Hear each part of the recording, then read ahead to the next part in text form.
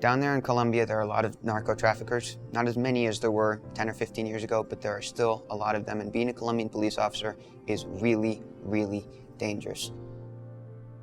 We've been able to find some numbers. It's that in 1991, in 1 month, in one city, 400 Colombian police officers were killed. My name is Wiley Skaret. I am 15 years old. I've been homeschooled for about 8 or 10 years now, and I'm from Bogota, Colombia.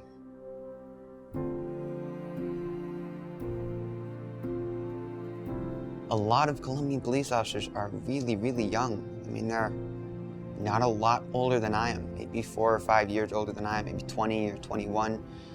You know, these are people that they finally got their job, now they found a wife, and now they have a family, and they're really proud, and then they go off to war, and then they can die, and their families are left with hardly anything.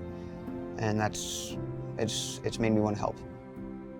James 1 is a 501c3 foundation. It's a Christian organization that gets its name from James 1:27 that says, "Pure religion in the eyes of God is that which takes care of the orphans and the widows." And that's what we at James 1 try to do. I remember one time I went down to Guatemala, and a friend of my dad, he was talking about, "Wiley, we need to get you to do a benefit concert down here. That'd be really nice. I know some people who would love to help you out with that. So hey, why don't you try it out?" And my dad said, yeah, we could look into that. So then my dad and his friend both kind of worked together, and they got this thing going, and I was able to do 2 back-to-back concerts and raise $15,000 for kids with Down syndrome. That was one of my biggest benefit concerts before the whole thing with James 1.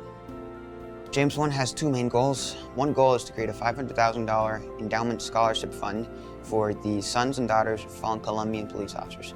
The second goal is to create awareness of this problem, that families are suffering because of this. We do that by music videos. I've made 4 music videos now, and I'm just working on a 5th one. So I'm really excited about these. I've had a great time doing them. There were some doubts that I was just a little worried about it. It all just got really big, really fast. But I knew that with the Lord's help, anything is possible. So if you're feeling discouraged, if you're feeling that you're just not making the impact that you wanted to make, remember that Jesus can take any little bit that you give to him, and he can turn it into a lot.